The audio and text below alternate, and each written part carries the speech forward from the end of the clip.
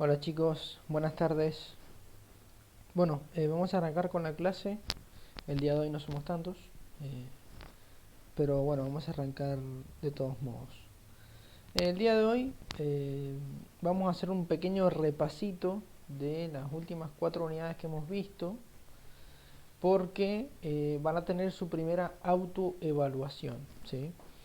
Antes de arrancar con el repaso, comentarles un poquito cómo funciona el tema de la autoevaluación.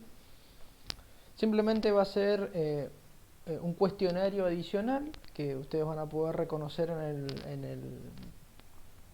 la plataforma porque tiene el nombre de autoevaluación, ¿sí?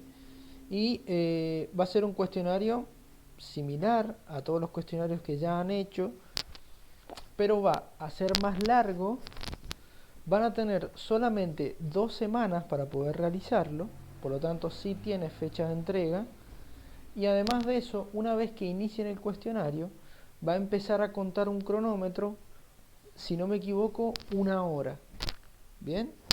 Y una vez cumplida esa hora, si no han entregado el cuestionario, automáticamente se les cierra y se entrega solo hasta donde han respondido. ¿Bien? Básicamente, primero que nada, ¿por qué hacemos estas autoevaluaciones? Porque de esa manera ustedes tienen la iniciativa de ponerse a estudiar un poquito y repasar, y después no se les junta tanto en el examen final. Ese es uno de los motivos. Y el segundo motivo, y el más importante, es que el examen final va a ser muy similar a las autoevaluaciones. Van a tener cierto tiempo, o sea, el examen va a estar habilitado durante una cierta cantidad de horas en un día determinado, y van a tener que responder 50 preguntas, que son por lo general en 1 hora y media más o menos. Entonces, la idea de las autoevaluaciones es que ustedes vayan agarrando esta práctica. ¿Bien? ¿Alguna duda con esto? Si no, directamente arrancamos con el repaso.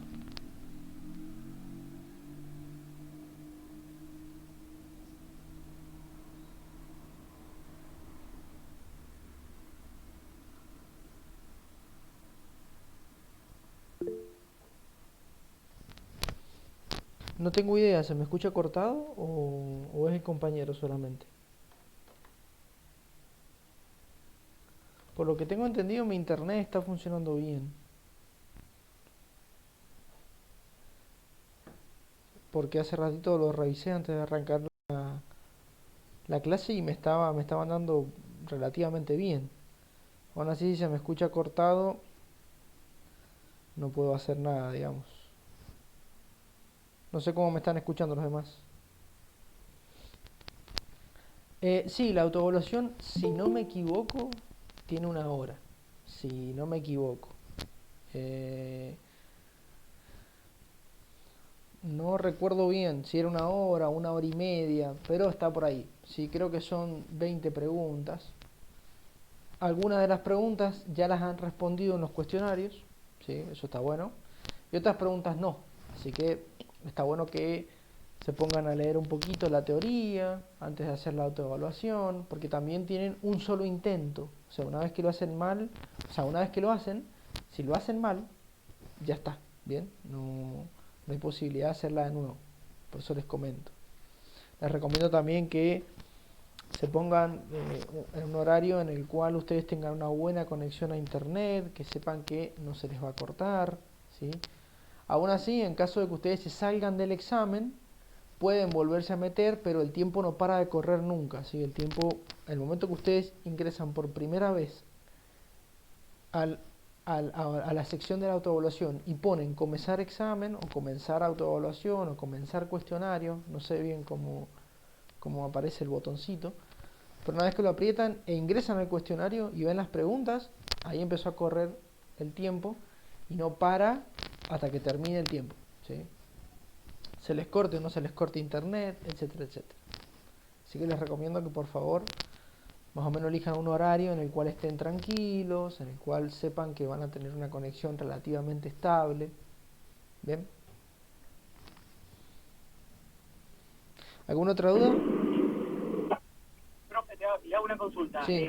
Me dijo que había que terminarlo ahora el cuestionario o cuánto tiempo teníamos para hacerlo. No, la autoevaluación la voy a habilitar ahora, cuando terminemos la clase, y van a tener tiempo hasta dentro de 2 semanas para poder hacerla, ¿sí? No hace falta que la hagan justo dentro de 2 semanas, la pueden hacer en cualquiera de los días de estas 2 semanas que vienen, ¿sí? Pero les recomiendo que por favor la realicen con tiempo, es decir, que no la hagan justo el día que finaliza la fecha límite, porque la plataforma maneja unos horarios medio extraños, a veces está configurado en horarios argentinos, a veces se configura en el horario español, entonces como que a veces básicamente no sean hijos del rigor y háganla con tiempo, si bien, o sea, van a tener tiempo de estudiar. En una semana se leen toda la teoría para poder hacer la autoevaluación sin ningún tipo de problema.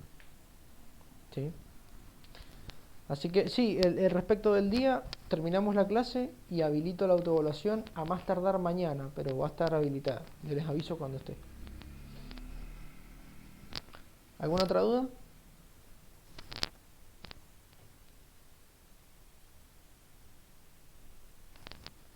Yo me acordé de otra cosa. Esta autoevaluación, tanto como los cuestionarios que han estado haciendo, sirven para su nota final, ¿sí? Ustedes cuando rinden el examen final, bien, un porcentaje de su nota final es el examen final, pero los prácticos, cuestionarios y autoevaluaciones también ayudan a su nota. Así que yo les comento esto porque la semana pasada, no la anterior, hace como 2 semanas, tomamos exámenes y varios desaprobaron ahí con 50 y algo por ciento, y gracias a que habían hecho todos los cuestionarios y les había ido bien en la autoevaluación, pudieron subir la nota y se sacaron un 60 y algo, 70 en algunos casos, ¿sí? Entonces ayuda bastante, parece que no, pero ayuda. No, justamente no. La autoevaluación va a ser un nuevo cuestionario, que es lo que les estaba comentando, ¿sí? Los cuestionarios ya los han hecho. Los cuestionarios, fíjense que pueden hacerlo muchas veces, no tienen tiempo límite, no hay fecha de entrega, mientras que la autoevaluación es todo lo contrario. Tienen un solo intento, van a tener 1 hora aproximadamente para hacerlo, ¿sí? Y tienen una fecha límite de entrega que va a ser de hoy hasta dentro de 2 semanas. Y básicamente la autoevaluación es un repaso de todas las 4 unidades, es decir, van a tener preguntas de las 4 unidades que hemos visto hasta el día de la fecha, ¿sí? Dentro de otras 4 unidades va a haber otra autoevaluación que evalúe esas 4 unidades y así sucesivamente hasta llegar al final del curso, digamos. ¿Bien? ¿Quedó más o menos claro? ¿Alguna otra duda?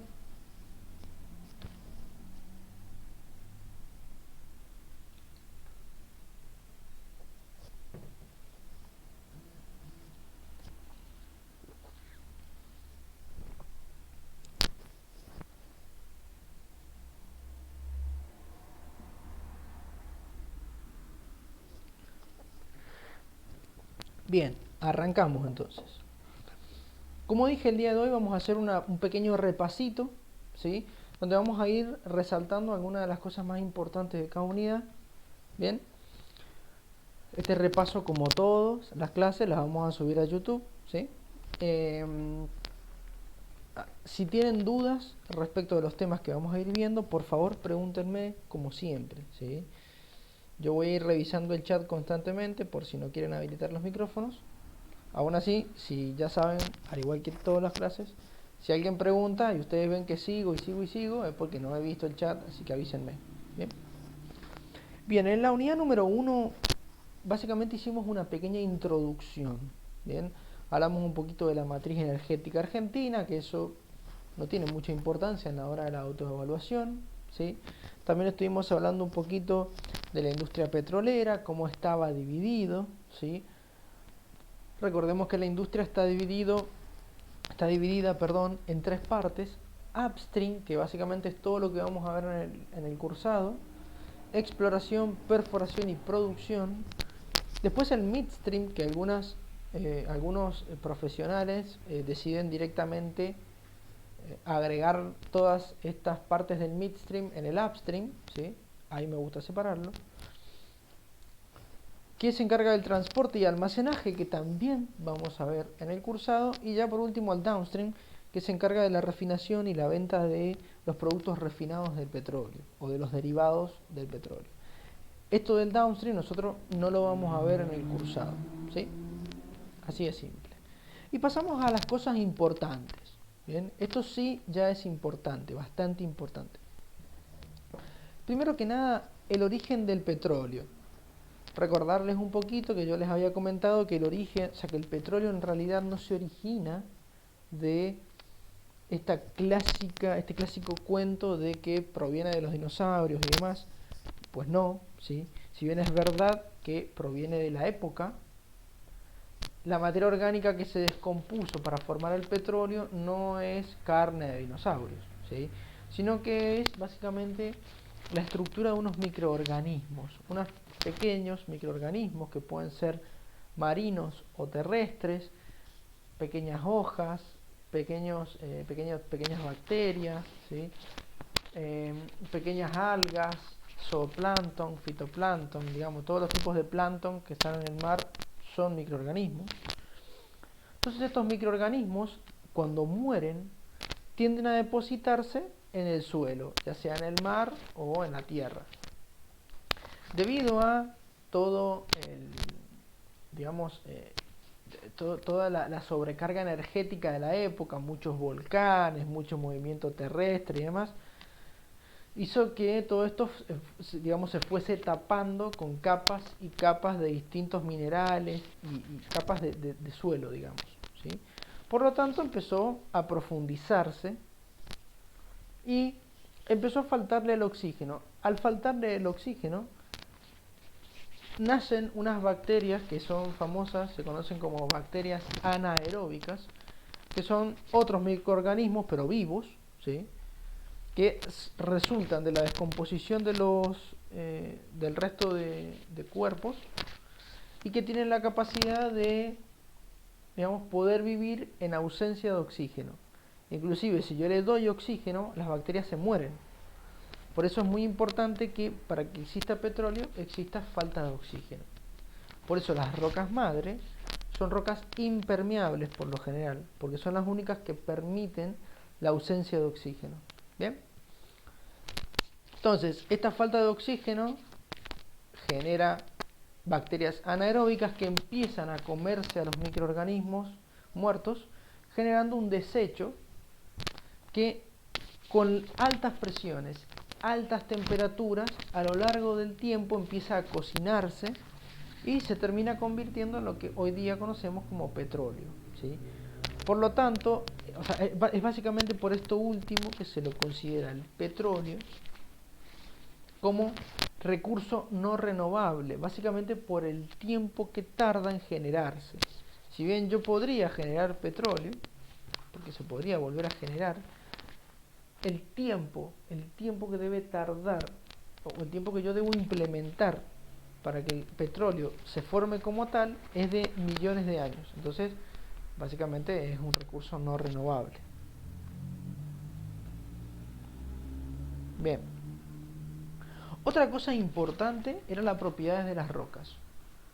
No confundirlas, por favor. Es muy probable que hayan preguntas respecto de las rocas. Porosidad y permeabilidad son dos propiedades petrofísicas que se llaman, es decir, son propiedades físicas pero que son de mucho interés petrolero. La porosidad es la cantidad de espacio hueco que tiene una roca, básicamente, es el porcentaje de espacio hueco, ¿sí? Recordemos que se mide en porcentaje, nada más. Que esté hueco no quiere decir que está vacío, ¿sí? Dato importante, hueco significa que es un espacio que puede estar lleno con algo o vacío, pero no específicamente tiene que estar vacío. Y la permeabilidad, ya si bien muchos se la confunden con la porosidad, no son parecidas. La permeabilidad básicamente es la facilidad con la que un fluido puede atravesar una roca sin producirle ningún daño adicional. ¿Bien? Por ejemplo, dos casos cotidianos de algo poroso y algo permeable La piedra pómez, supongo que la han visto, esta piedra que se forma en la orilla de los lagos o ríos y demás, que se genera por la espuma del agua, es un elemento muy poroso, pero no tiene nada de permeabilidad. Es decir, yo si le echo agua, el agua no entra a la roca, solamente la rodea y ya está. Mientras que algo muy permeable sería, por ejemplo, una esponja. ¿Sí? Una esponja tiene la capacidad de absorber líquidos. Bien, que en realidad no los absorbe, sino que le facilita el trayecto a través de ella, sin ningún tipo de problema. ¿Van de la mano la porosidad y la permeabilidad? Y la gran mayoría de las veces sí. Es muy difícil encontrar algo muy permeable, pero que no tenga porosidad. Es bastante complicado.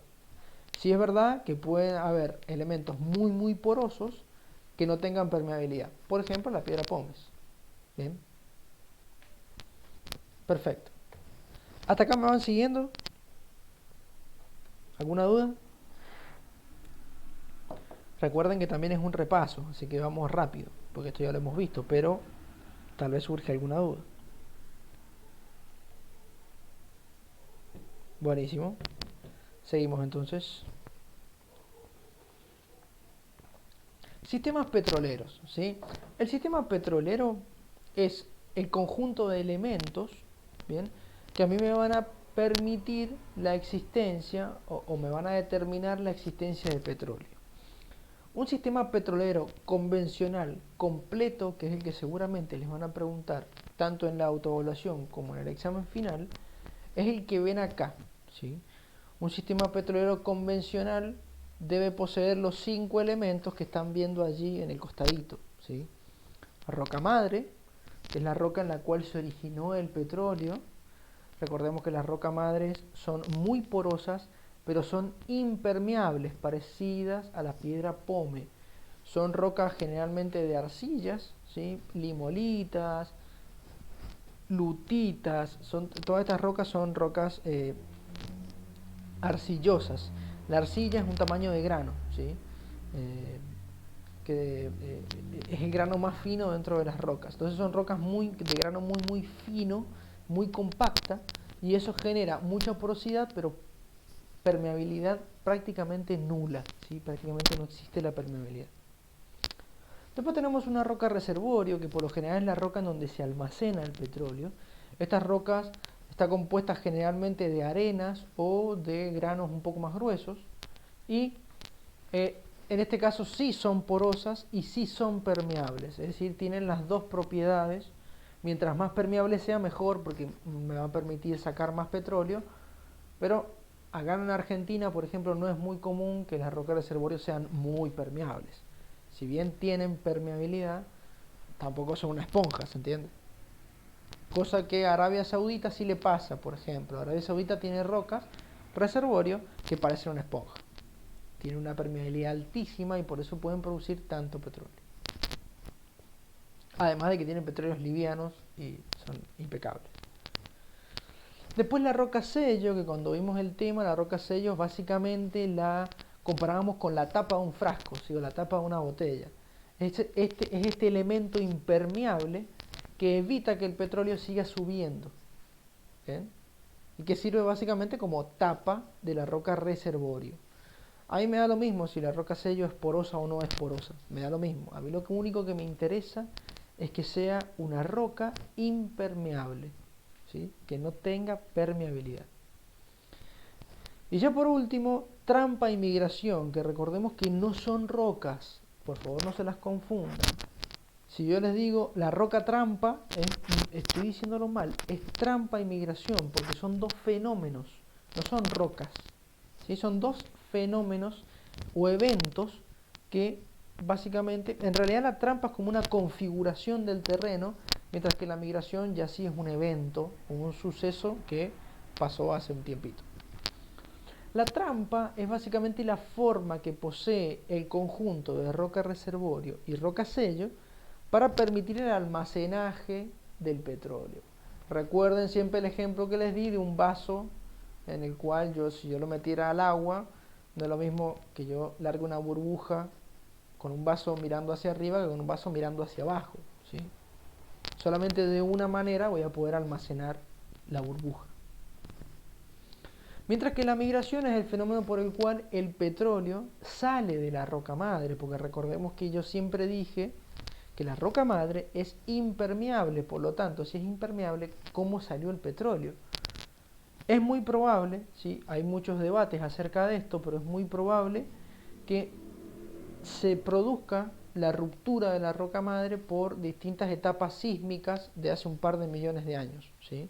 Etapas muy violentas, de sismos muy grandes. Eso produce la ruptura de la roca madre, el petróleo sale y empieza a migrar. ¿A dónde? Bueno, el petróleo siempre tiende a subir hasta la superficie. ¿Cuándo deja de avanzar? Cuando se topa con la roca sello. ¿Bien? Si por eso, si no hay roca sello, el petróleo podría llegar a subir hasta la superficie. Entonces fíjense que si les llegan a preguntar también si el sistema petrolero necesita los 5 elementos, sí, necesita los 5 elementos. Si falta alguno de ellos, es prácticamente imposible que encuentre petróleo. Y después yo se los expliqué como cosa personal mía, que para mí también existe un sistema petrolero no convencional. ¿Bien?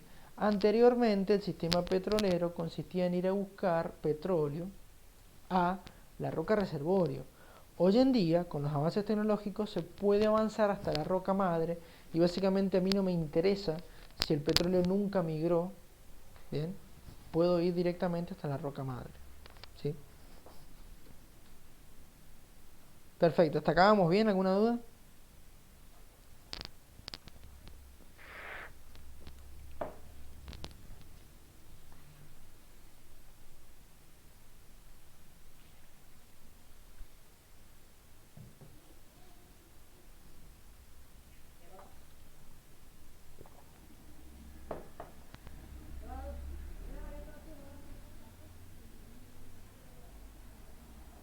Bien, buenísimo, seguimos entonces. Y les había comentado luego la exploración petrolera, ¿sí? Respecto de la exploración petrolera, si bien están esos 3 métodos que ven allí, el más común es la sísmica 2D y sísmica 3D. ¿Bien? Consiste en generar pequeños sismos con un pequeño camión. Sí, bueno, no es tan pequeño el camión, es grandecito. Pero generan sismos con esa placa que ven ahí en la parte central. Y estos sismos, se reflejan en las distintas capas terrestres y en función del tipo de roca, la porosidad y puede afectar también la permeabilidad, el tipo de fluido que tenga dentro de la roca y todo este conjunto de elementos hace que la onda sísmica viaje más lento o viaje más rápido. En función de esto, yo puedo decir más o menos qué tipo de rocas tengo en el subsuelo y puedo determinar las formas de las rocas. Pero no puedo determinar la existencia de petróleo, ¿sí? ¿Puedo llegar a reconocer algunas posibles zonas donde hay petróleo? Sí, pero es imposible afirmar con certeza la existencia de petróleo. La única certeza de existencia de petróleo me la da la perforación de un pozo exploratorio. Esto por favor ténganlo en cuenta, porque muchas veces en los exámenes se suele preguntar: che, ¿y con la sísmica puedo encontrar petróleo? Y todo el mundo dice: sí, sí puedo. No, no se puede encontrar petróleo. La sísmica solamente me da una imagen de lo que yo tengo en el subsuelo en cuanto a las formas de las rocas y me permite más o menos interpretar qué tipo de rocas tengo, pero no sé, es prácticamente imposible decir: uy, tengo una lutita verde bituminosa, ¿sí? Por ejemplo, que es un tipo de roca de arcilla, las lutitas verdes bituminosas. Es imposible eso. Sí puedo decir: mira, esta roca es más dura o es más blanda en función de lo rápido que viajó la onda, pero nada más, ¿sí? Y bueno, yo más o menos, y más que nada los geólogos, más o menos saben qué rocas duras y qué rocas blandas hay por la zona. Pero fuera de eso, nada más. La existencia del petróleo me la da un pozo exploratorio. ¿Bien? Por lo tanto, tenemos que pasar a la parte de perforación, que justamente es la unidad número 2, ¿sí? En la unidad número 2 nosotros estuvimos viendo básicamente Los equipos de perforación, ¿sí? Muchos no vimos cómo se hacía un pozo, se los explicamos muy por encima, pero estuvimos viendo los equipos de perforación. Primero que nada, objetivo de la perforación, hacer un pozo, ya está.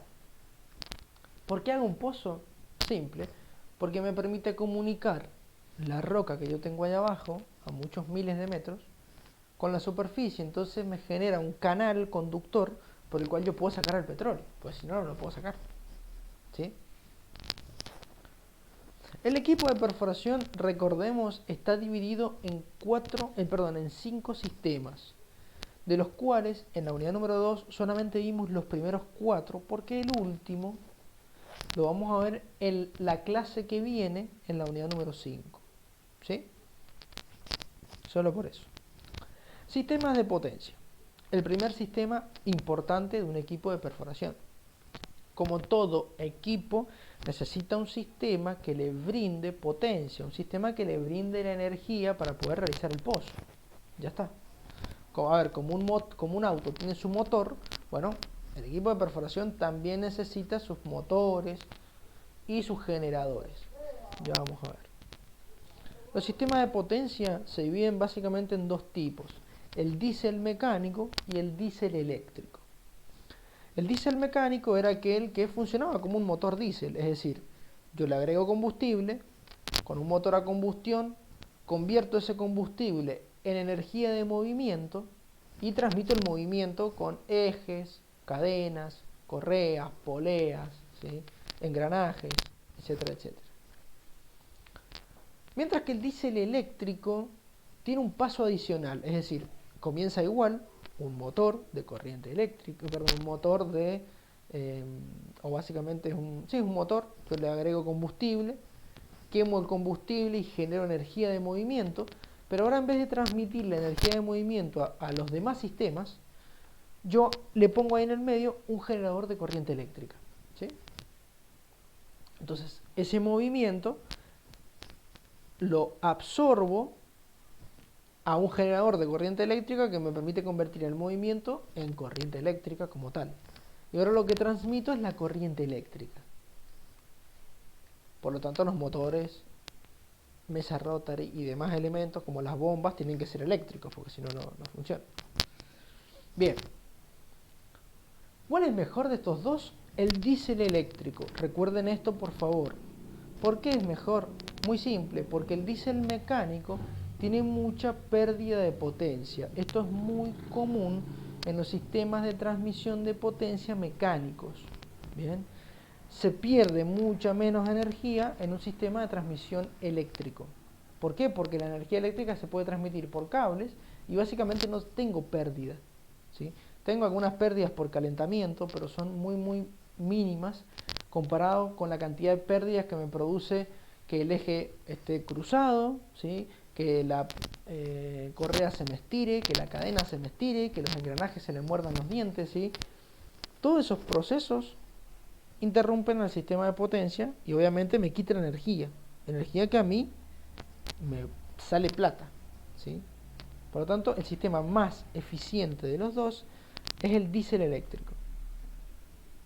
Bueno, acá hay un par de imágenes que les recomiendo que las vayan revisando. O sea, no ahora, sino... Esto está en la página subido, así que pueden irlo revisando, porque posiblemente aparezca ahí en la autoevaluación alguna imagen y tengan que arrastrar los distintos elementos, ¿sí? Bien, y pasamos a la sarta de perforación. ¿Sí? Vamos a explicar muy por encima cada uno de los elementos, ¿sí? Primero arrancando por el trépano, que es el elemento que se encuentra al final. Básicamente es el primero que yo meto al pozo. El trépano, también llamado broca, van a sentir nombrar mucho broca, ¿sí? Más que nada si empiezan a leer papers o archivos de investigación de otros países, se le llama broca. Nosotros somos los que le decimos trépano, prácticamente. Somos creo que los únicos. El trépano es básicamente la punta del taladro, ¿sí? Es el elemento que tiene la función de romperme la roca. Nada más, ¿sí? Se pueden clasificar o los podemos dividir en tres tipos, recordemos. El trépano tricono, ¿Bien? Por favor, no lo confundan con el bicono, porque hay trépanos biconos también. El bicono no se ocupa más, ¿sí? Antes se ocupaba, ahora no. El trépano que se ocupa es el tricono, tiene 3 conos, ¿sí? El trépano tricono se utiliza para perforar rocas blandas, ¿bien? Después tenemos el trépano PDC, que el trépano PDC es un trépano macizo con unas pequeñas incrustaciones o pastillas, que también se llaman porque parecen pastillitas, de diamante policristalino, por eso se llama PDC. El diamante policristalino es un diamante artificial creado por el hombre. A veces también se ocupan pastillas de carburo de tungsteno directamente, que es un material muy duro. Y sirve para perforar rocas duras. Y luego tenemos el trépano de diamante natural, que ya no tenemos diamante fabricado por el hombre, sino que es diamante propio de una mina de diamante, se genera por la naturaleza. Y recordemos que el diamante es el material más duro sobre la superficie terrestre, ¿sí? El diamante es un mineral que está formado por carbono, como el grafito, ¿sí? Es más, el grafito del lápiz con el que escribo y el diamante son parientes cercanos, son 2 minerales muy parecidos. Cambia solamente su estructura molecular. Al cambiar un poco cómo se ordenan las moléculas, tenemos grafito, que es sumamente blando, y tenemos diamante, que es el material más duro existente en la Tierra. ¿Ven? El diamante, el trépano de diamante natural se utiliza solamente para perforar aquellas rocas que son durísimas, o bien cuando encuentro rocas duras en los primeros metros de perforación, ¿bien? Porque en los primeros metros del pozo, cuando encuentro rocas muy duras y todavía no tengo suficiente peso porque no he metido muchos portamechas, romperlo con un PVC es medio complicado. Entonces se ocupa el trépano de diamante y ya está, que rompe lo que sea, ¿sí? Bien, hasta acá me van siguiendo, vamos bien. ¿Alguna duda? ¿Algo que quieran consultarme?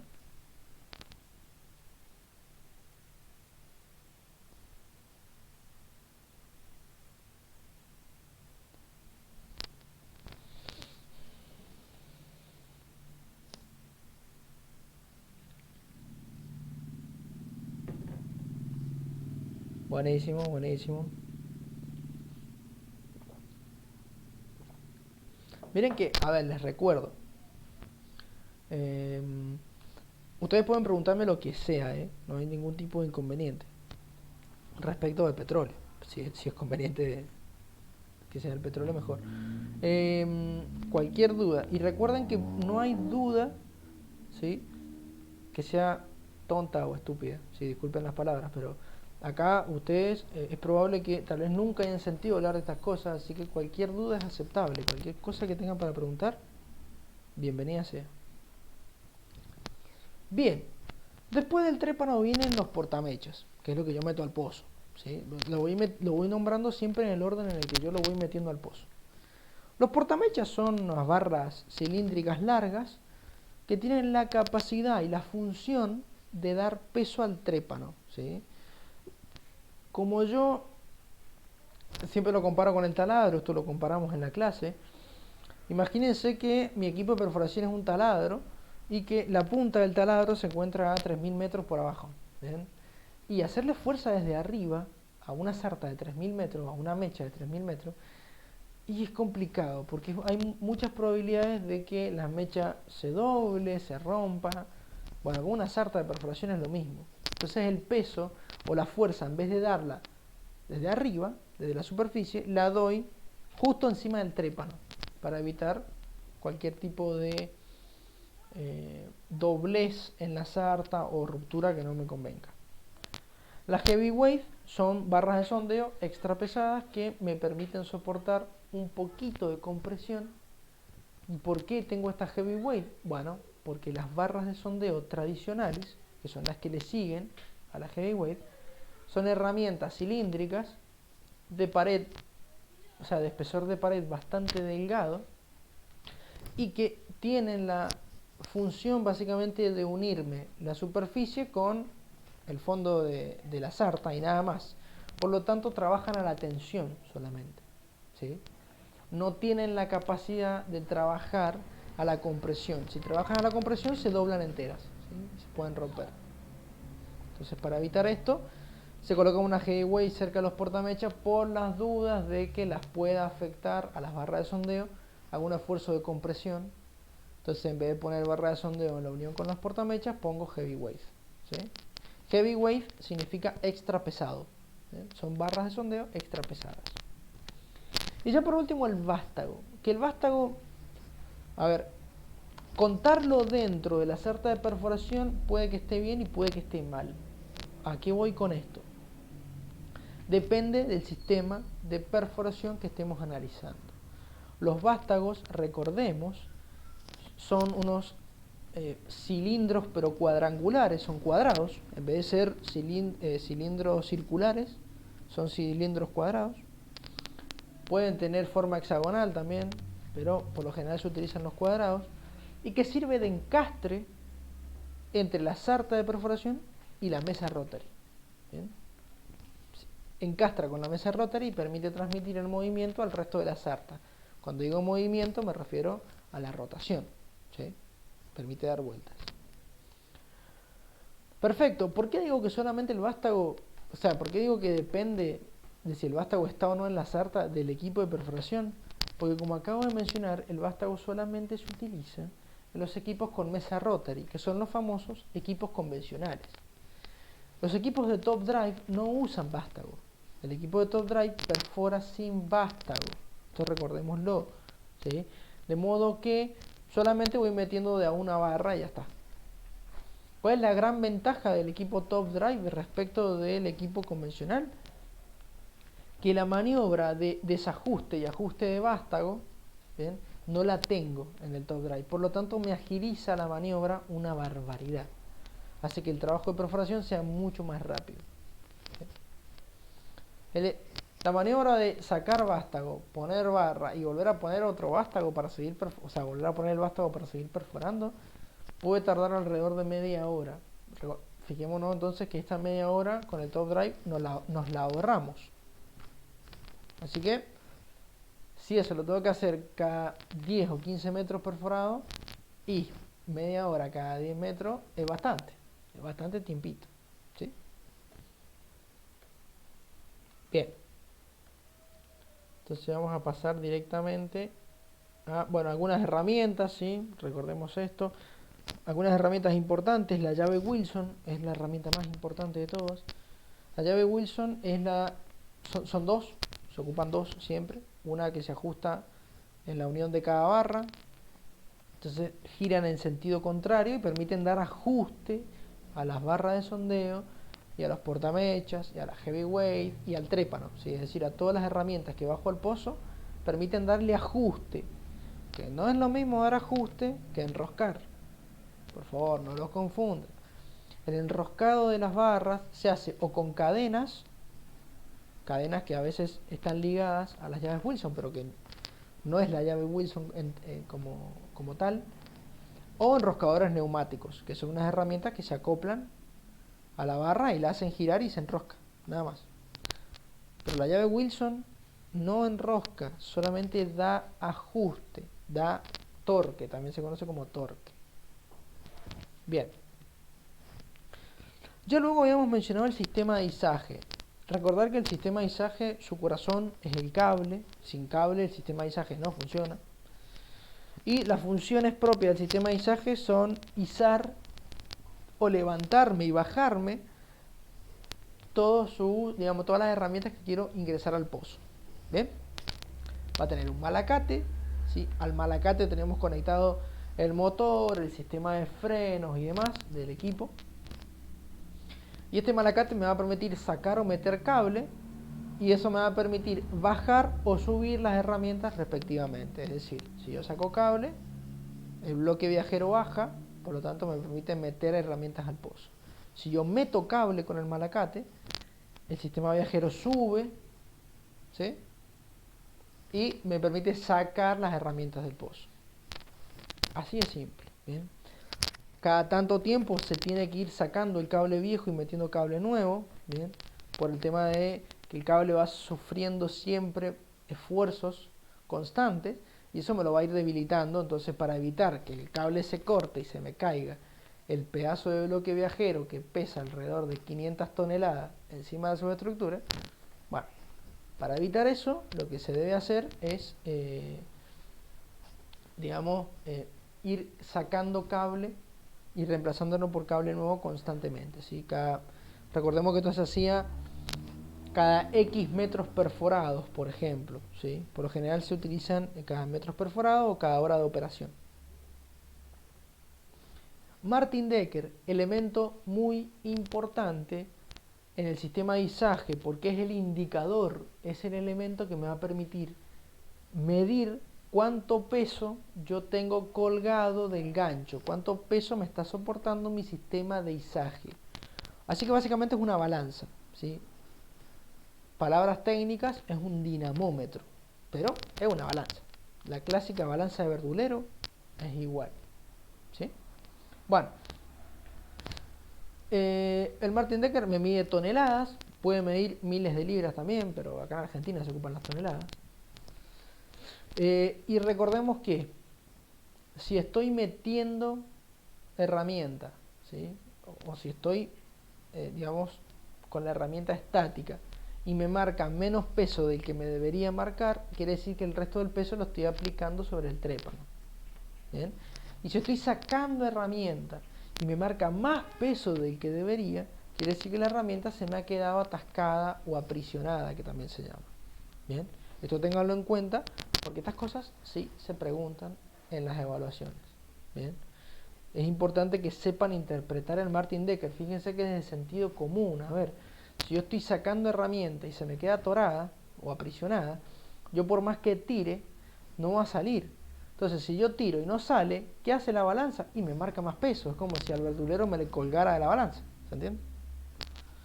En el caso contrario, si yo tengo 20 toneladas y me marca 15, el resto las está soportando la sarta de perforación, y como la sarta se apoya en el trépano, las está soportando el trépano, básicamente. En el caso contrario, al colgarme de la balanza de verdulero, es como si ahora le empujara la balanza hacia arriba al verdulero y me marca menos kilos de los que me debería marcar. Bien, así de simple. Es muy de sentido común el Martin Decker. Y ya por último, el sistema de circulación e inyección de lodo. Importante, el lodo es, recordemos, este fluido que se debe introducir a los pozos y que tiene varias funciones. La primera función es la de sostenerme las paredes del pozo para que no se caigan, ¿sí? ¿Por qué? Bueno, porque imagínense que yo estoy haciendo un pozo de 3000 metros y va a tender a desmoronarse y siempre va a tender a cerrarse. Si el pozo se me cierra con la herramienta adentro, cuando ya la quiera sacar, no la voy a poder sacar, ¿sí? Ahí tengo clásicos aprisionamientos. Entonces, el lodo de perforación que permite es mantenerme estabilizadas las paredes de un pozo. Esa es una de las funciones. La segunda función permite lubricar y refrigerar el trépano, porque es un elemento que está dando, aproximadamente funciona a 80 RPM, es decir, da aproximadamente 80 vueltas por minuto, y cuando está rompiendo una roca, ¿sí? Una roca bastante dura, y el trépano se calienta, ¿sí? Material de acero, y se calienta fácil el acero. Entonces, y además lo tiene que lubricar. Tercer función del trépano, que también es importante, es la de la limpieza del pozo. El trépano me ayuda a limpiar el fondo del pozo. Si yo no limpio el fondo del pozo, el trépano siempre va a romper lo que ya rompió anteriormente. Entonces no avanzo con la perforación. Tengo que sí o sí limpiar las paredes del pozo. Bien, y esas son básicamente las tres funciones principales del lodo. Los lodos vienen base agua, base oil o lodos base espuma.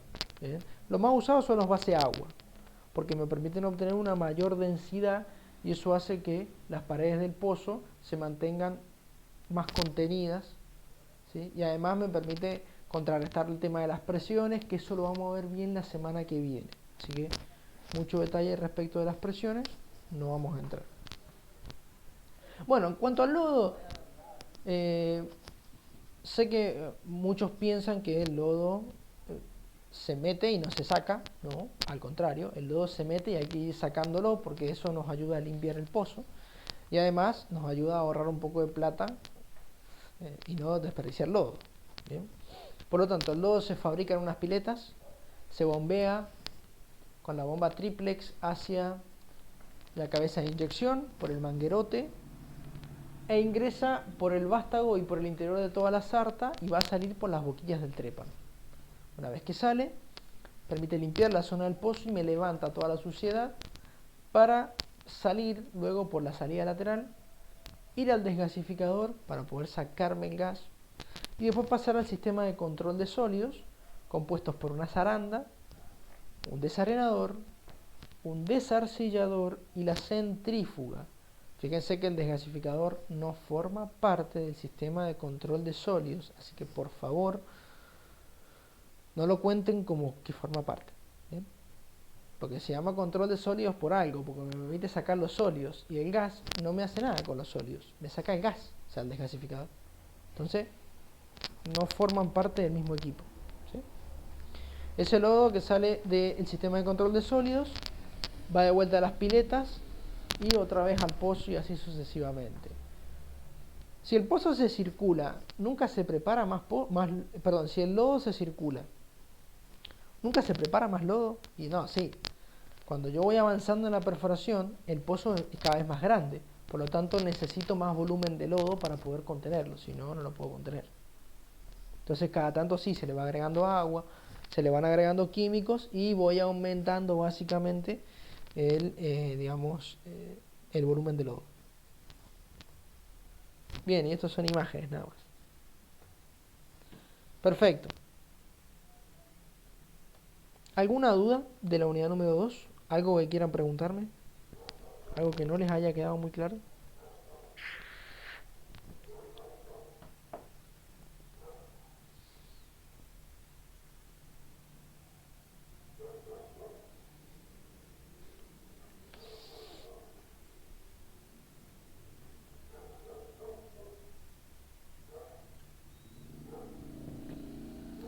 Bien, buenísimo. Seguimos entonces. Recuerden que, por favor, si tienen dudas, me preguntan, ¿sí? Unidad número 3. Entubación, ¿sí? Cuando vimos entubación les expliqué que el pozo, porque durante la etapa de perforación esto no lo explicamos mucho. Hay una pregunta, profe. Disculpen, a ver.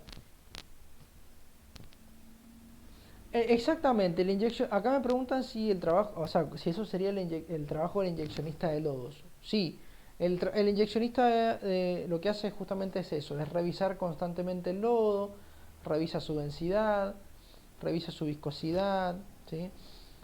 Va viendo qué químicos tiene que agregarle en función de los metros que ya se han perforado, porque ya está establecido más o menos el programa de inyección de lodo, entonces él sabe que a tantos metros tiene que agregarle X químico, ¿sí? Y básicamente ese es el trabajo del inyeccionista, sí, tal cual. Si tenemos pérdidas de lodo, va a tener que densificarlo en exceso y va a tener que tomar algunas decisiones que obviamente son todas respecto del lodo. Pero sí, ese es el trabajo del inyeccionista. Él se encarga de los lodos.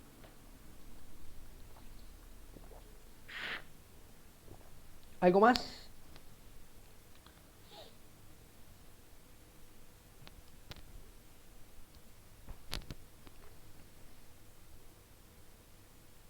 Buenísimo entonces.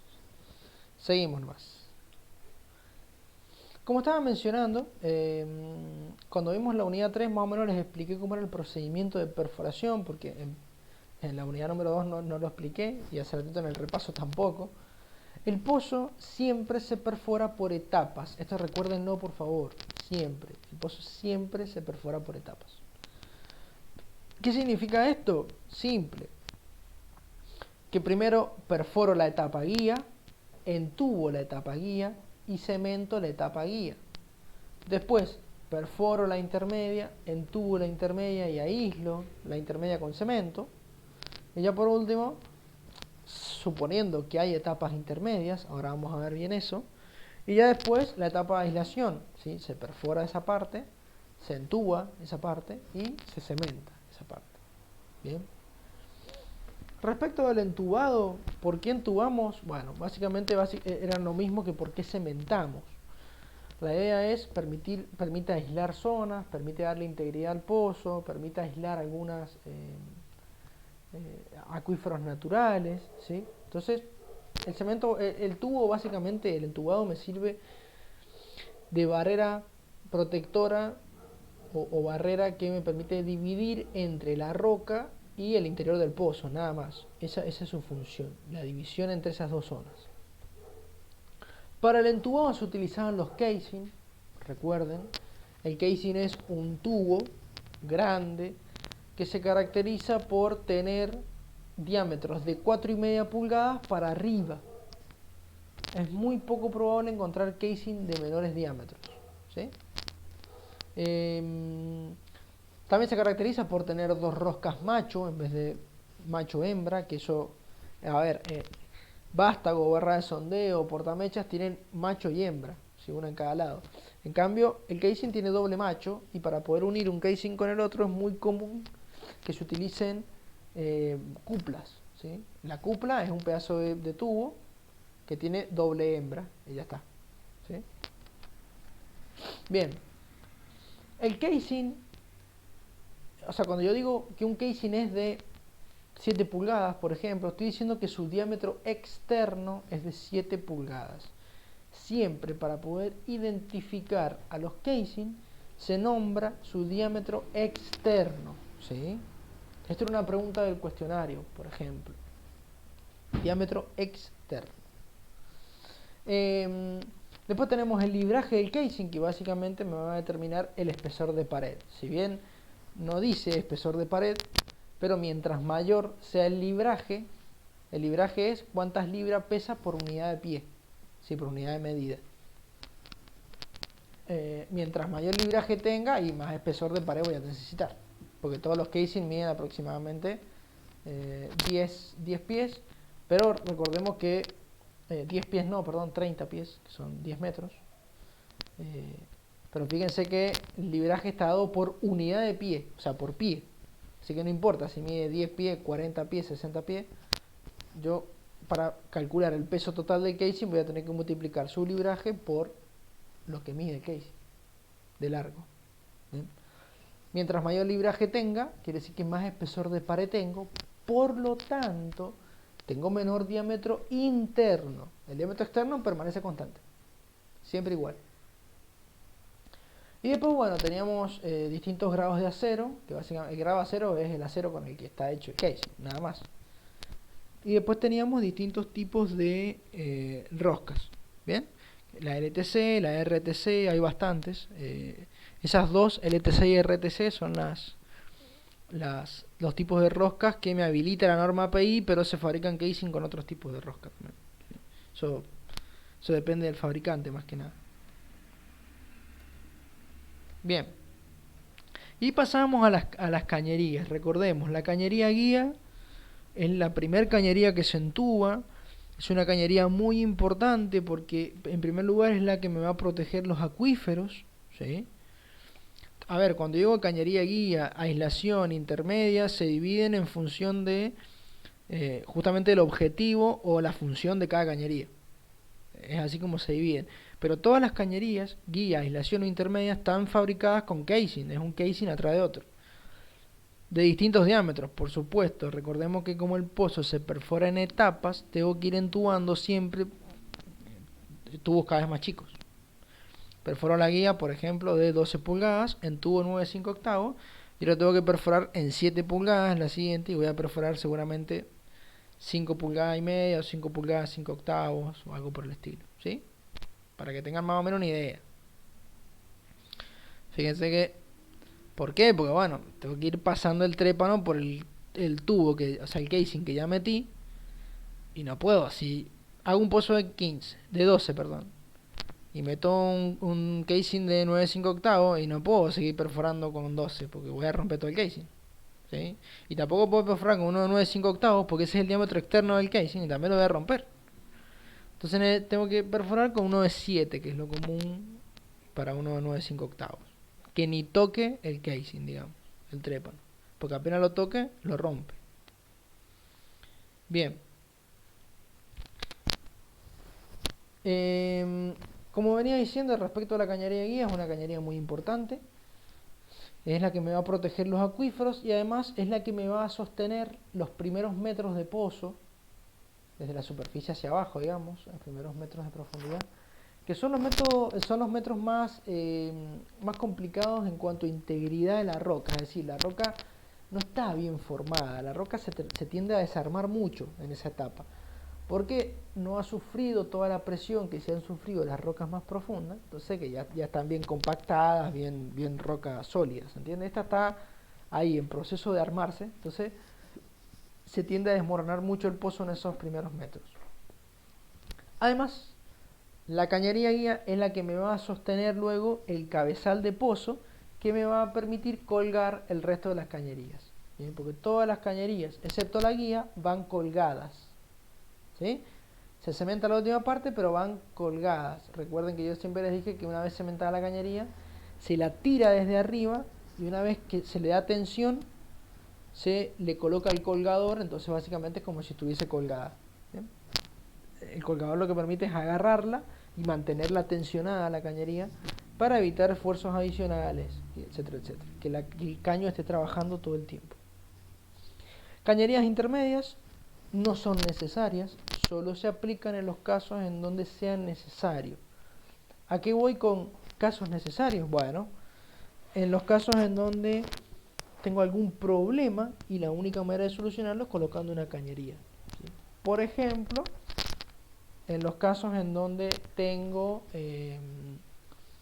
una roca con mucha permeabilidad que me está robando todo el lodo, ¿sí? Me lo está chupando todo, entonces lo único que me queda por hacer es poner una cañería y ya está, y evito el problema. Y luego una cañería de aislación, que la cañería de aislación sirve exclusivamente para poder aislar la zona productiva. Por lo tanto, es una cañería que sí tiene que instalarse en un pozo de manera obligatoria. Resumiendo, de las 3 cañerías que hablamos, solamente hay 2 que son obligatorias: cañería guía y cañería de aislación. Bien, cañería de aislación. Por lo tanto, si yo les pregunto cuál es el número de cañerías mínimas que debo instalar en un pozo, el número mínimo es 2. ¿Sí? Yo sí o sí debo tener una guía y sí o sí debo tener, digamos, una de aislación. Después, si le pongo intermedias o no, etcétera, etcétera, eso depende del pozo, pero sí o sí guía y sí o sí aislación. Y ya por último el liner, que el liner es un casing muy particular porque, a ver, el casing es el mismo, pero la cañería en sí es particular porque en vez de ir hasta la superficie, se cuelga desde la última cañería cementada y entubada. ¿Sí? Esto es muy útil para cuando yo tengo que hacer reentries de los pozos. Los reentries son cuando, digamos, yo reperforo el pozo y lo hago más grande, etcétera, etcétera. ¿Sí? Si yo le hago el pozo 100 metros más grande y por esos 100 metros tengo que instalar una cañería de 4000 metros para que llegue hasta la superficie, y es un desperdicio de plata, ¿se entiende? ¿Qué hago? Cuelgo un casing en el fondo del pozo y ya está. Es una cañería, la cuelgo desde la última cañería entubada y listo. Fácil. Y eso soluciona todo el problema. Y ya está. Esa es la única diferencia del liner. Y ya después, otra cosa importante del entubado, que básicamente está en la boca de pozo, en lo que se llama el conjunto colgador-empaquetador, también conocido como cabezal de pozo, ¿sí? Cabezal colgador o directamente la boca de pozo bridada. ¿Sí? Una vez que yo instalo la cañería guía, encima de esta se suelda la primer sección. Repito, se suelda la primera sección del cabezal de pozo o el conjunto colgador empaquetador. Esta primera sección va a colgarme la otra cañería que yo meta. Y en esa otra cañería después se va a montar otro cabezal que me va a colgar la otra cañería que yo meta. Entonces, resumiendo, contando las secciones, ¿sí? Contando las secciones de mi conjunto colgador empaquetador o mi cabeza de pozo, puedo saber cuántas cañerías están colgadas desde la superficie. Y además le tengo que sumar la cañería guía, que no está soldada, perdón, que no está colgada, sino que está unida al primer cabezal por soldadura, ¿bien? Y es el que me sostiene todo el conjunto. Por lo tanto, si yo cuento la cantidad de secciones, puedo saber cuántas cañerías tengo dentro del pozo. El problema es que no me permite identificar los liners. Yo no puedo saber si tengo liner o no mirando las secciones de una cabeza de pozo, porque repito, las secciones solamente me dicen qué es lo que tengo colgado y nada más. ¿Sí? Después si hay algo más allá abajo o no, no lo sé. ¿Sí? Bien. ¿Hasta ahí quedó claro? ¿Se va entendiendo todo? ¿Alguna duda? ¿Algo que quieran preguntar? Lo que sea.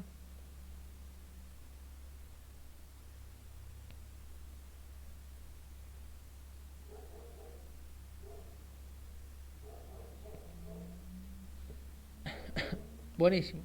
Buenísimo.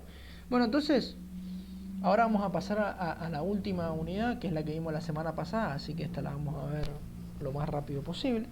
Así ya nos vamos. Hoy día ha sido rápida la cosa. Los repasos siempre son así, porque vamos mirando las cosas muy por encima. Y además yo les voy diciendo, miren, esto es recontra importante, y les digo las cosas importantes y ya está. ¿Sí? Así que es básicamente para que ustedes vayan viendo qué es lo importante, qué es lo que se toma, qué es lo que no. Bien, en cuanto a la cementación, los objetivos son prácticamente los mismos que los de la intubación. Es más, la cementación sirve como complemento para la intubación, permite aislar zonas, ¿sí? Permite, cuando digo aislar zonas me refiero a zonas problemáticas, zonas productivas, zonas de acuíferos, etcétera, etcétera. Bien.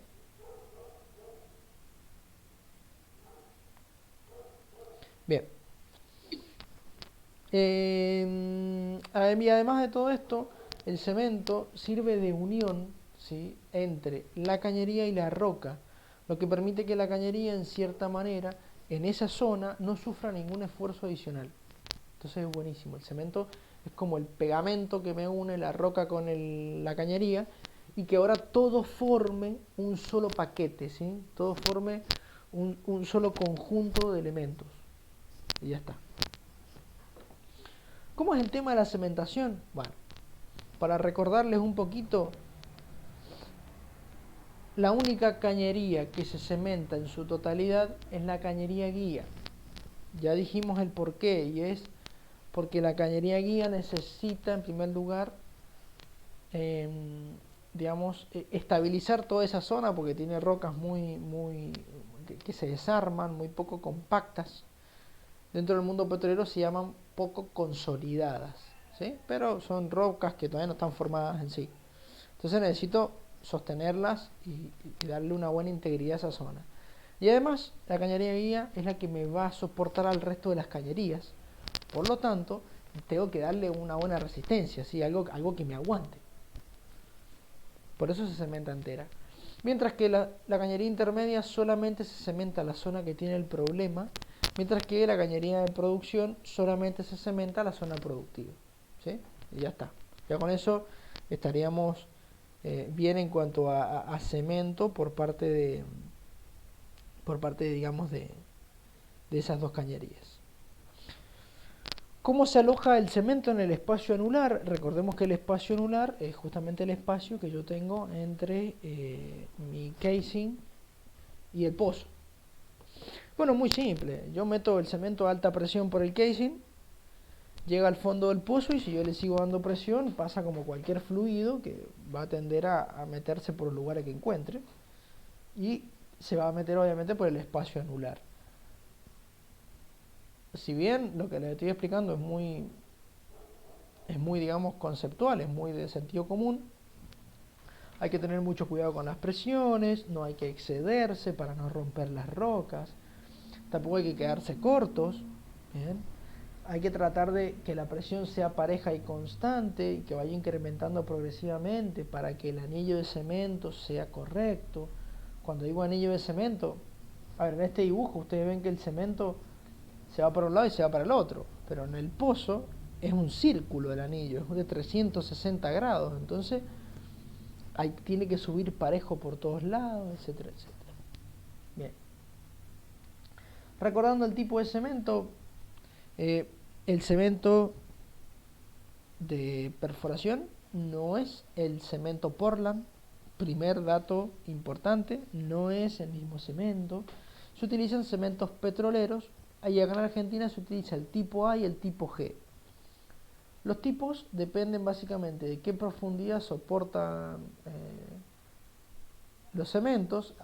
El cemento tipo A una profundidad mucho mayor a la que aparece en la lista, que están viendo allí, ya el cemento no funciona bien, se corta, se tiende a resquebrajar en caso de que se frague, entonces no soporta muy bien los esfuerzos y demás. Por lo tanto, el cemento tipo A sirve para pozos poco profundos, mientras que el cemento tipo G sirve... Buenas. ¿Se me había cortado?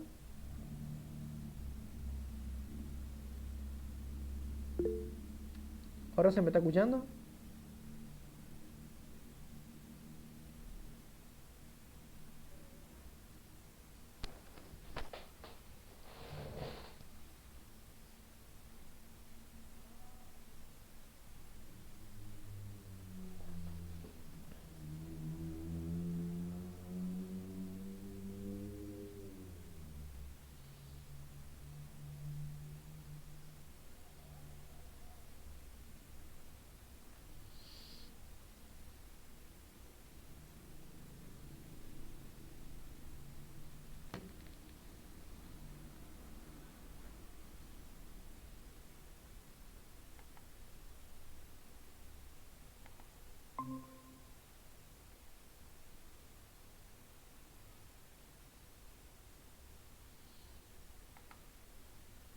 Buenas, ¿me están escuchando ahora?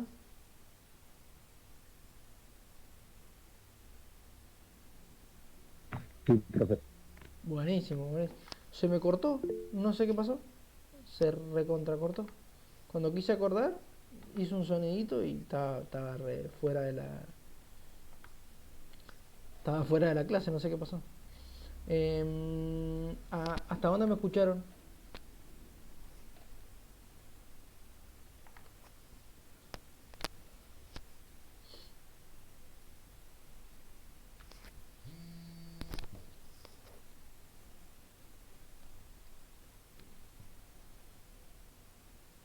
Hasta donde decía, Ah, bien. Hasta el tipo de cemento que se utiliza en Argentina, genial. No, bueno, les estaba comentando que básicamente el cemento Portland no es el mismo que el cemento petrolero y que en Argentina solamente se utilizan dos tipos, son los que se fabrican, tipo A y tipo G. La tabla está dividida, fíjense, o sea, los cementos, el tipo de cemento petrolero se clasifica en función de su profundidad, o sea, la profundidad que soporta el cemento. Si yo ocupo un cemento tipo A para pozos profundidades mayores a los 1800 metros, que es lo que dice allí, el cemento no funciona bien, el cemento ya no soporta muy bien los esfuerzos, se tiende a romper y a resquebrajar, ¿se entiende? Entonces, a veces no fragua bien. Entonces, en esos casos, bueno, tengo que ocupar otro tipo de cemento. Por lo tanto, los tipos dependen de la profundidad y de si soportan o si no soportan el agregado de químicos, su resistencia a la temperatura y algunas propiedades más. En Argentina se fabrican dos tipos, el cemento tipo A y el cemento tipo G, nada más, con eso ya estamos cubiertos. El cemento tipo A se ocupa para las zonas del pozo poco profundas, mientras que el cemento tipo G se utiliza para las zonas de pozo más profundas. Y ya está. ¿Bien? Bueno, el tema de los ensayos y los aditivos no vamos a verlos en detalle, porque eso lo vimos en la clase anterior. Y en la autoevaluación, si no me equivoco, no hay mucho de eso. Así que no, o sea, es más, creo que no hay nada de eso. Así que no vamos a entrar mucho en detalles. Solo comentarles un poquito que los ensayos de laboratorio son necesarios porque de esa manera podemos ver qué tipo de cemento es el que yo debo llevar al pozo, y además de eso, cuántos químicos se le deben agregar al cemento en el pozo. Pero todo eso lo tengo que llevar previsto, yo ya tengo que llevar todo listo para preparar el cemento en el pozo con los aditivos necesarios. Por lo tanto, el ensayo de laboratorio lo que hace es simular una especie de pozo en el cual yo voy a ir probando qué cementos sientan mejor y qué cantidad de aditivos sienta mejor para ese tipo de pozo. Nada más, ¿sí? Por eso se hacen los ensayos. Y bueno, después tenemos todos los aditivos que recordemos que son químicos que se utilizan para darle propiedades adicionales al cemento. Es decir, retardadores de fragüe, aceleradores de fragüe, teníamos densificadores, alivianadores, bueno, hay un montón más, ¿sí? Reductores de fricción, etcétera, etcétera, etcétera. Hay muchos tipos de aditivos que no los vamos a ver porque ya dijimos que los habíamos visto la semana pasada, pero como para que sepan que hay un montón de químicos que se le pueden agregar para que el cemento cumpla con ciertos estándares o respete, digamos, cierto tipo de propiedades, y ya está. Después, el tren de fluidos. A ver, cuando yo cemento, no solamente meto cemento, sino que se meten otras cosas. En primer lugar, los tapones. Los tapones son herramientas de goma, una goma muy dura, pero son goma, al fin y al cabo. Y se introducen dos junto con el tren de fluidos. Primero, el tapón blando, que es el rojo que ven allí, que se llama blando porque tiene la capacidad de que si yo le doy alta presión, la parte interna se rompe y deja pasar fluido. Mientras que el tapón duro se llama duro porque por más que yo le dé presión, no se va a romper porque no tiene ningún filamento ni espacio adicional. Es prácticamente macizo. Bien, ¿qué función cumplen los tapones? Separan baches de fluido. Es decir, me separa el lodo que yo tengo dentro del pozo de todo el tren de fluidos que voy a meter, y ya por último el tapón duro, que es el que va al final, me separa el cemento del fluido de desplazamiento que yo le estoy metiendo, y eso básicamente se hace para que no se contamine el tren de fluidos. ¿Bien? Entonces llevamos estas dos barreras que evitan la contaminación. Además de eso, tenemos los colchones lavadores, ¿sí? Que, como su nombre lo indican, su función principal era la de lavar la zona en la cual se va a alojar el cemento, recordemos. Y además también sirven para poder separar fluidos, ¿sí? Sirve como separador entre los baches de fluidos. La limpieza se genera siempre de a dos colchones, uno mecánico que me permite tener un lavaje o una limpieza un poco más general y más brusca, y después un colchón tipo químico que permite limpiar mediante reacciones químicas de manera un poco más detallada, ¿sí? Va puliendo la limpieza del mecánico. Para poder calcular el volumen de los colchones tenemos que multiplicar la capacidad de desplazamiento de la bomba, ¿sí? Por el tiempo de contacto que yo quiero que el colchón tenga con X espacio del pozo, ¿sí? Supongamos que quiero 10 minutos y que la bomba puede bombear 6 barriles por minuto. Bueno, lo multiplico y el total serían 60 barriles, que es justamente la actividad que ustedes tienen en el cuestionario. Multiplicando da como resultado la cantidad de colchones. Y ya después algunas herramientas de cementación muy básicas. La cabeza de cementación que va acoplada en el casing, arriba, en la boca de pozo, y que permite alojar los tapones para poder ir mandándolos de a uno al pozo. Recordemos que si no tenemos el cabezal y yo estuviese bombeando con una manguera al interior del pozo, y tengo que parar el bombeo, meter el tapón, empujarlo, después seguirle metiendo el otro fluido, después parar, meter el tapón al pozo. Es un poco más rústica la cosa, que en el petróleo no es muy conveniente tener cosas muy rústicas, ¿sí? Siempre conviene tener todo bien bonito. Por eso se utiliza el cabezal de cementación, que me permite ir metiendo los fluidos por las distintas válvulas e ir largando los tapones al activar unas compuertas que tiene, y ahí se van yendo a los tapones solos. Los centralizadores, herramientas que me permiten centrar el casing, porque si el casing no está centrado, el anillo de cemento es malo. La canasta, que se utiliza para evitar que el cemento vuelva, porque si yo le quito presión el cemento va a tender a volver, ¿sí? Pero en profundidades muy grandes la canasta anda re mal, ¿sí? Se rompe entera porque es como si fuese un paraguas dado vuelta, ¿sí? Entonces se rompe entera. Es más, es de lona, así que imagínense. Sirve solamente para la cementación de la cañería guía. Los rascadores, que son anillos que se colocan alrededor del casing y que cuando lo voy bajando me va limpiando las paredes del pozo. Entonces me sirve bastante y me complementa el trabajo de los colchones lavadores. Y ya por último, como herramienta muy importante, el zapato, que recordemos que el zapato solamente sirve durante la entubación para evitar que el casing se quede atorado en el pozo, porque si yo meto el casing así pelado, con la punta recta, ¿bien? Con la punta, a ver si la puedo dibujar, pero si lo meto con la punta recta así, es muy probable que cuando quiera pasar por el pozo, ¿sí? Se quede atorado. Se queda atorado acá. En cambio, si tiene la punta redondeada, no puede. Espera un minuto. Espera. Si tiene la punta redondeada, tiene menos probabilidades de quedar atascado en las paredes del pozo. Entonces para eso sirve el zapato. Y además sirve para cementar y evita que el cemento vuelva cuando yo le quito presión. Pero de los zapatos que evitan el regreso del cemento solamente sirve el zapato flotador. El zapato guía, como ven, no tiene nada, así que el cemento puede volver sin ningún tipo de problema, ¿sí?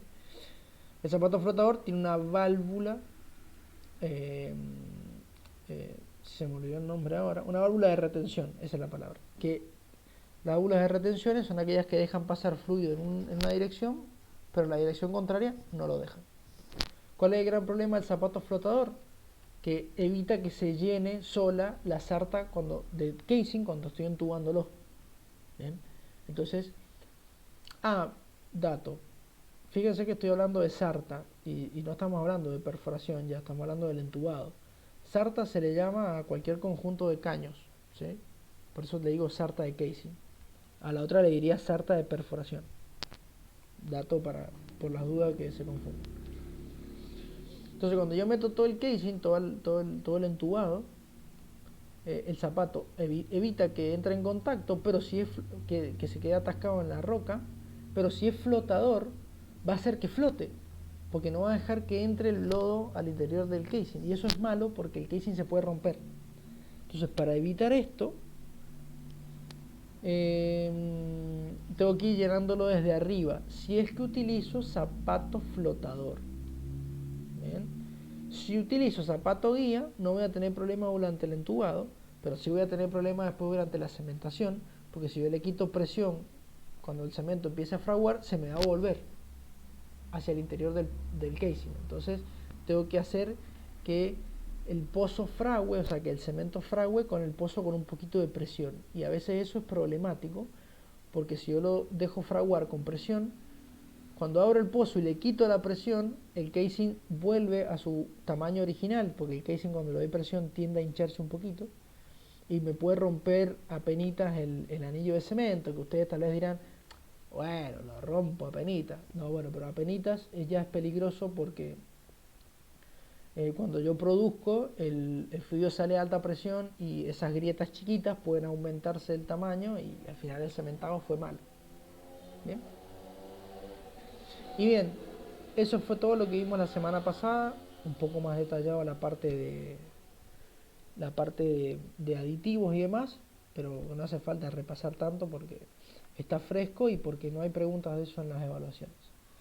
Así que bueno, gente, no sé si tienen dudas o algo que quieran consultarme. ¿Qué tan suelen ser los zapatos esos? ¿Cómo? ¿Qué tanque? ¿Qué tan grande de diámetro suelen ser los zapatos? El diámetro del zapato es el mismo que el diámetro del casing. ¿Sí? Si yo estoy entubando un casing de 7 pulgadas, el diámetro del zapato es de 7 pulgadas. ¿Bien? Si estoy entubando un casing de 12, el diámetro del tubing, del zapato, perdón, es de 12 pulgadas. Y de largos serán de un par de centímetros, tal vez como mucho 50 centímetros, como mucho. A veces son mucho más chicos, de 20 a 30 centímetros de largo.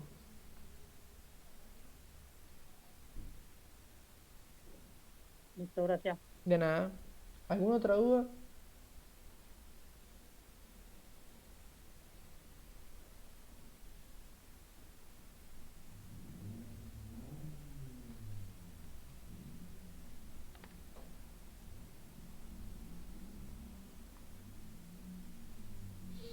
Bien, gente, entonces si no hay dudas, nos estaríamos encontrando la semana que viene. Yo ahora mismo me voy a meter y les voy a habilitar la autoevaluación para que la puedan hacer. Justamente, eso es lo que estaba diciendo. Ahora mismo la voy a habilitar, ¿sí? Eh, si ustedes ven que no pueden ingresar, fíjense que va a decir unidad 1, unidad 2, unidad 3, unidad 4. Van a tener todas las cosas que ya han visto y abajo dice autoevaluación medio transparente, así, medio grisecito. Entran allí y ahí adentro va a estar el cuestionario para que puedan resolver, ¿sí? Y ahora mismo van a tener la posibilidad de poder empezar a hacerla si es que tienen ganas, ¿sí? Recuerden que una vez que empiezan, empieza a contar la hora y no es que me meto, miro las preguntas y mañana la hago porque ya está. O sea, si entraron, lo tienen que hacer ahí, apenas entran. Así que ahora lo voy a habilitar, ¿bien? Así que ya tienen la posibilidad de hacerla. Ahora esta semana no hay cuestionario porque está la autoevaluación, ¿sí? Así que dedíquense a eso. Y ya la semana que viene arrancaríamos con la unidad número 5, que ya es la última unidad de perforación. ¿Bien? ¿Hasta cuándo lo tenemos para hacer, profe? De acá a 2 semanas. Ahora me fijo bien la fecha, Ah, listo. pero hoy es 9. Tienen tiempo de hacerla. Esperen que me confundí. Hoy es 9. Tienen tiempo de hacerla hasta el 23 de este mes. ¿Sí? 24. La voy a poner para el 24. Cosa que tengan todo el 23 Ah, está también para listo, hacer. dale. ¿Alguna otra duda?